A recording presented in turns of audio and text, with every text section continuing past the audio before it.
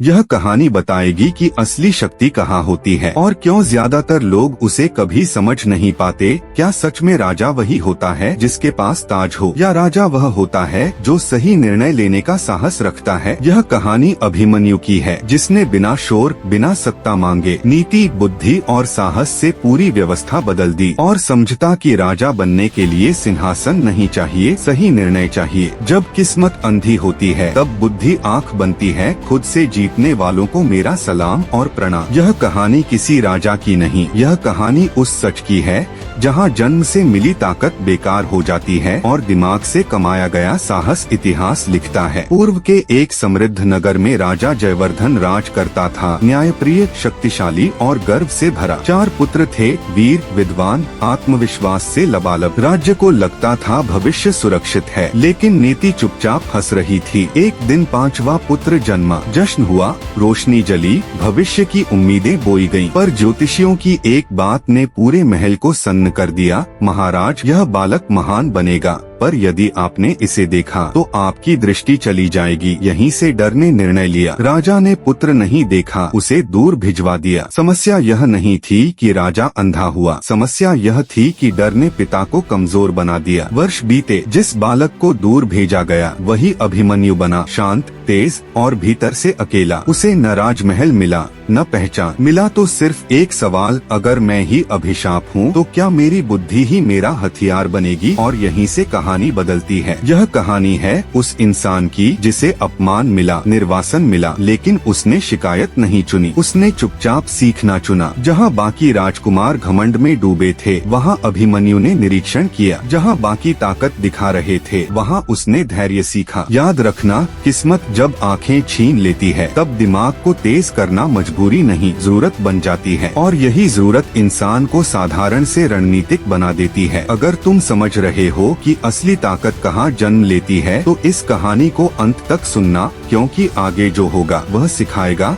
दुश्मन बाहर नहीं होते, गलत भरोसे भीतर होते हैं। जब अपमान शिक्षा बन जाता है, अभिमन्यु को जिस आश्रम में भेजा गया वह कोई साधारण स्थान नहीं था। वहाँ न सोने के सिंहासन थे, न राजसी सुविधाएं। वहाँ था अनुशासन, मौन और कठोर दिनचर्या। सुबह सूरज से पहले उठना, रात को थककर गिर जाना और बीच में सिर्फ एक चीज सीखना। शुरुआत में अभिमन्यु को हर दिन यह याद दिलाया जाता कि वह राजकुमार नहीं, एक त्यागा हुआ बालक है। कुछ शिष्य उसे ताने मारते, तू वही है न, जिसके कारण राजा डर गया। यह अपमान उसके भीतर आग की तरह जलता, लेकिन वह आग बाहर नहीं फूटती, वह आग उसे और तेज बनाती। उसने समझ लिया था, जो चिल्लाता है वह कमजोर होता है, जो चुप रहता है वही खतरनाक बनता है। वह हर बात सुनता, हर चाल देखता, हर गलती नोट करता। गुरु जब प्रश्न पूछते, अभिमन्यु जवाब देने से पहले सोचता, और जब बोलता तो सटीक बोलता। धीरे धीरे गुरु भी समझने लगे कि यह बालक तलवार से नहीं, दिमाग से लड़ेगा। एक दिन गुरु ने कहा, ताकत दिखाना आसान है, पर ताकत छुपाकर सही समय पर निकालना राजाओं का काम है। यह वाक्य अभिमन्यु के भीतर बैठ गया। उसने खुद से वादा किया, मैं भीड़ में आगे नहीं चलूंगा, मैं पीछे रहकर पूरा खेल देखूंगा, क्योंकि इतिहास में वही जीतता है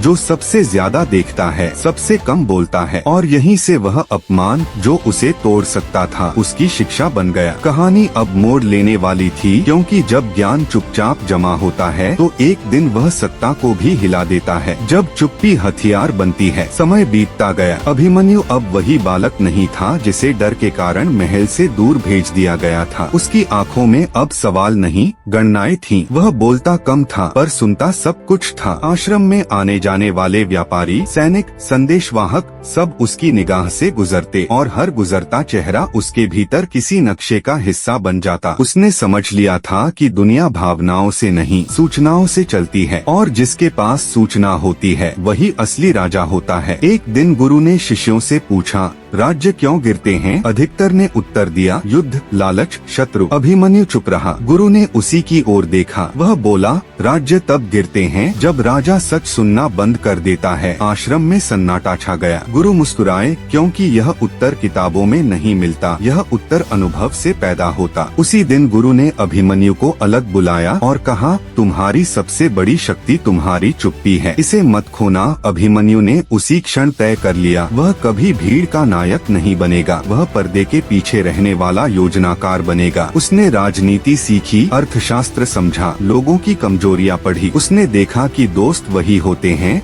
जो फायदा देखते हैं और दुश्मन वही जो तुम्हारे डर पहचान लेते हैं। और तभी उसे एहसास हुआ, राजमहल में उसके भाई तलवारें चमका रहे होंगे, लेकिन असली लड़ाई तलवारों से नहीं, सोच से लड़ी जाती है। कहानी अब उस मोड़ पर थी जहां चुप्पी धीरे धीरे सत्ता को चुनौती देने लगी थी, क्योंकि जब कमजोर समझा गया इंसान सोचने लगता है, तब साम्राज्य हिलने लगते हैं। जब बुद्धि ने पहली चाल चली, आश्रम की दीवारों के भीतर अभिमन्यु ने एक और सच समझ लिया था, ज्ञान तब तक बोझ है जब तक उसे सही समय पर इस्तेमाल न किया जाए। वर्षों की चुप्पी अब आकार लेने लगी थी। वह लोगों की बातें नहीं, उनके इरादे पढ़ने लगा था। कौन कब झूठ बोलता है, कौन कब डरता है और कौन कब लालच में फैसला बदल देता है, यह सब अब उसके लिए साफ था। एक दिन राज्य से खबर आई, सीमावर्ती इलाकों में विद्रोह पनप रहा है। राजा जयवर्धन ने अपने चारों बड़े पुत्रों को भेजने का निर्णय लिया। चारों ने शक्ति दिखाई, हथियार चुने और युद्ध की बातें की। किसी ने यह नहीं पूछा कि विद्रोह क्यों जन्म ले रहा है। अभिमन्यु ने यह खबर सुनी और पहली बार अपनी चुप्पी तोड़ी। उसने गुरु से कहा,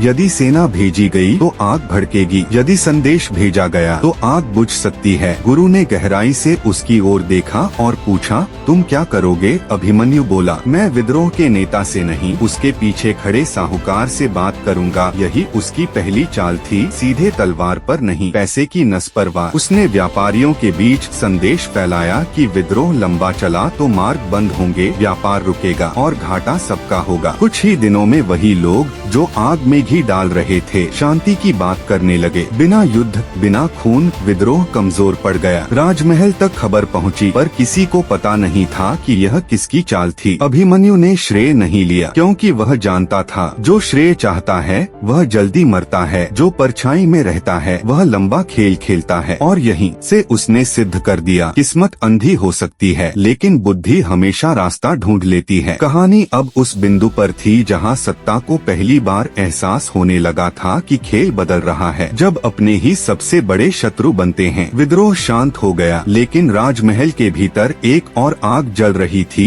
अहंकार किया। चारों बड़े राजकुमारों को लगा कि उनकी शक्ति और उपस्थिति से ही हालात संभले। उन्हें यह जानने की जरूरत ही नहीं लगी कि किसी ने पर्दे के पीछे खेल पलट दिया है। यही वह जगह थी जहां अभिमन्यु ने सबसे बड़ा सच देखा, राज्य बाहर से नहीं अंदर से टूटते हैं। उसने समझ लिया था कि असली खतरा दुश्मन नहीं, गलत भरोसे होते हैं। जिन पर हम आंख बंद करके भरोसा करते हैं वही सबसे पहले पीठ में छुरा घोंपते हैं। राजमहल में मंत्रियों के चेहरे बदले बदले थे। जो कल तक नीति की बात करते थे आज लाभ की भाषा बोल रहे थे। अभिमन्यु ने दूरी बनाए रखी। उसने किसी को चेतावनी नहीं दी, किसी पर आरोप नहीं लगाया, क्योंकि वह जानता था सच अगर गलत समय पर बोला जाए तो वह भी अपराध बन जाता है। उसने बस देखा, सुना और याद रखा। एक रात उसने अपने गुरु से कहा, राज्य में संकट तलवारों से नहीं आएगा, संकट निर्णयों से आएगा। गुरु ने पूछा, और तब? अभिमन्यु बोला, तब वही बचेगा जिसने भावनाओं से नहीं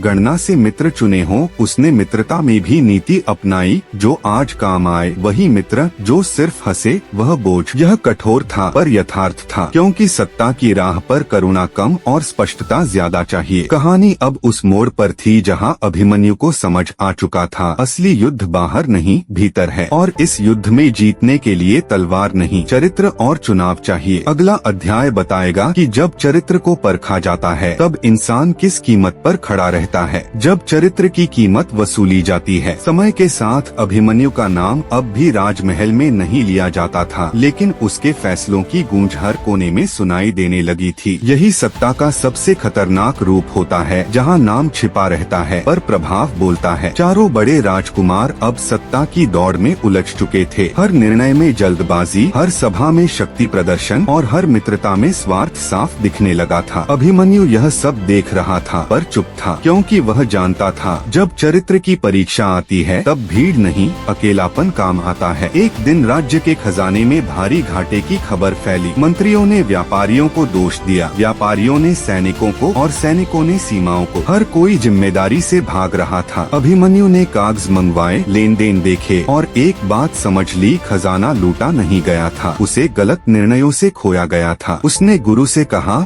लालच चोरी करता है लेकिन अज्ञान दिवालिया बनाता है। गुरु ने पूछा, अब क्या करोगे? अभिमन्यु बोला, जो सच सहन कर सके उसी को सच दूंगा। उसने सीधे राजा से मिलने की इच्छा नहीं जताई। उसने पहले उन अधिकारियों से बात की जो अब भी नीति को महत्व देते थे। उसने उन्हें विकल्प दिए, कटौती, पुनर्गठन और समय। कुछ पीछे हट गए, कुछ डरे, लेकिन कुछ खड़े रहे। वही उसके असली साथी बने, क्योंकि चरित्र वही है जो संकट में भी सही के साथ खड़ा रहे, चाहे कीमत चुकानी पड़े। और अभिमन्यु ने कीमत चुकाने से इनकार नहीं किया। उसने सम्मान नहीं मांगा, सुरक्षा नहीं मांगी, उसने सिर्फ सही निर्णय चुना। कहानी अब उस मोड़ पर थी जहां सत्ता और चरित्र आमने सामने खड़े थे। अगला अध्याय बताएगा कि जब राजा को सच दिखता है तब डर किसे लगता है, राजा को या सच बोलने वाले को। जब राजा की आंखें खुलती हैं तो कई चेहरे छिप जाते हैं। राजा जयवर्धन तक अब खबरें छन छन कर पहुँचने लगी थीं। खजाने की गिरावट,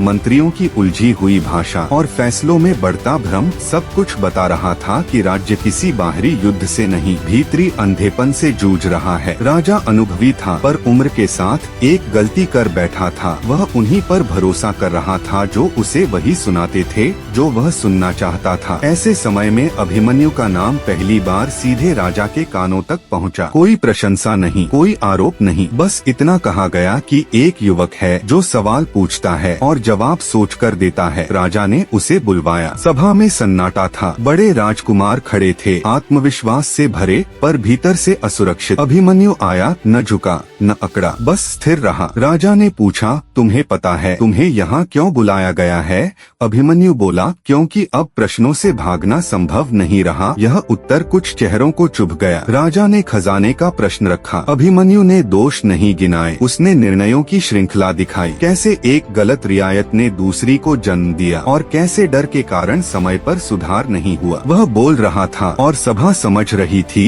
कि यह भाषा तलवार की नहीं, सच की है। राजा शांत था पर कई मंत्री बेचैन, क्योंकि सच सामने था और सच को सबसे ज्यादा वही डरते हैं जिनकी कुर्सी झूठ पर टिकी हो। राजा ने अंत में कहा, अगर तुम्हें अवसर मिले तो क्या बदलोगे? अभिमन्यु बोला, पहले आईना रखूंगा, फिर तलवार। सभा में सन्नाटा और गहरा हो गया, क्योंकि सब समझ गए अब खेल बदल चुका है। अगला अध्याय बताएगा कि जब आईना रखा जाता है तो कितने चेहरे उसे सहन कर पाते हैं। जब आईना रखा जाता है तो सच सबसे पहले टूटता है। अभिमन्यु के शब्द सभा में गूंजते रहे, पहले आईना फिर तलवार। यह वाक्य तलवार से तेज था, क्योंकि तलवार शरीर को घायल करती है लेकिन आईना अहंकार को। राजा जयवर्धन चुप थे। यह चुप्पी स्वीकृति की नहीं, मंथन की थी। उधर कई मंत्री एक दूसरे की ओर देखने लगे, क्योंकि आईना रखे जाने से पहले ही उन्हें अपने चेहरे पर दरारें दिखने लगी थीं। राजा ने आदेश दिया, एक समिति बनेगी, निर्णयों की जांच होगी, नाम नहीं नीतियां परखी जाएंगी। यही वह पल था जब कई चेहरे उतर गए। जो कल तक शक्तिशाली थे आज रक्षात्मक हो गए, क्योंकि सच का नियम यही है, वह धीरे नहीं आता, अचानक उजागर करता है। अभिमन्यु ने पद नहीं मांगा, उसने बस प्रक्रिया मांगी। उसने कहा, जिस निर्णय से राज्य को घाटा हुआ वह दर्ज हो, जिस लाभ ने कुछ को अमीर बनाया वह भी दर्ज हो। यही उसकी रणनीति थी, लोगों से नहीं, तंत्र से लड़ना। कुछ ही दिनों में नतीजे सामने आने लगे। रियायतें, रिश्तेदारी,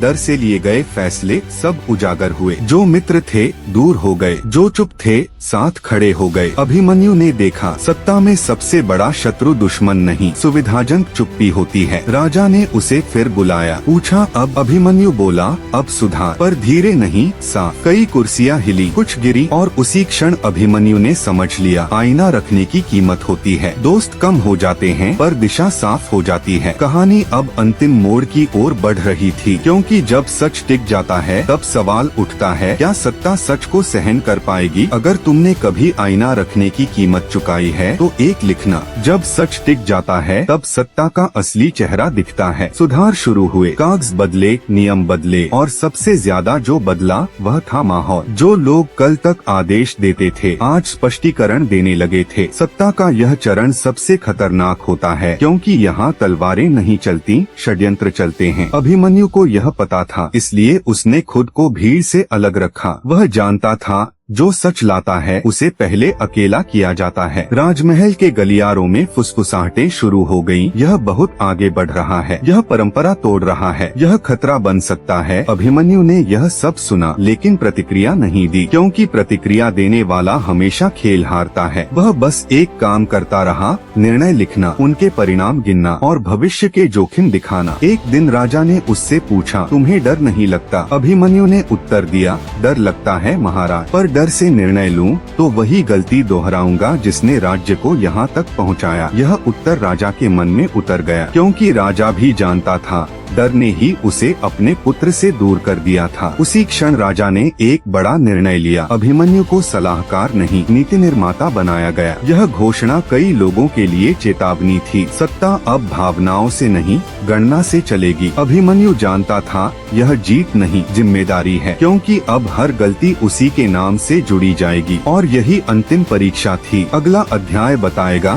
कि जब जिम्मेदारी कंधों पर आती है तब इंसान किसे चुनता है, सुरक्षा या सत्य। जब जिम्मेदारी स्वीकार की जाती है तभी इतिहास बनता है। नीति निर्माता बनते ही अभिमन्यु को समझ आ गया, अब खेल पूरी तरह बदल चुका है। पहले वह सच दिखा रहा था, अब उसे सच चलाना था, और यह सबसे कठिन काम होता है, क्योंकि सच बोलना आसान है, सच पर शासन करना खतरनाक। हर निर्णय अब तलवार की धार जैसा था, इधर गिरे तो मित्र कटेन, उधर गिरे तो राज्य। राजा जयवर्धन ने उससे पूछा, तुम सबसे पहले क्या बदलोगे? अभिमन्यु ने उत्तर दिया, डर की अर्थव्यवस्था। सभा में सन्नाटा छा गया। उसने कहा, जब लोग डर से काम करते हैं तो वे गलत समझौते करते हैं। मैं ऐसी व्यवस्था बनाऊंगा जहां निर्णय लाभ और नीति से हो, भय से नहीं।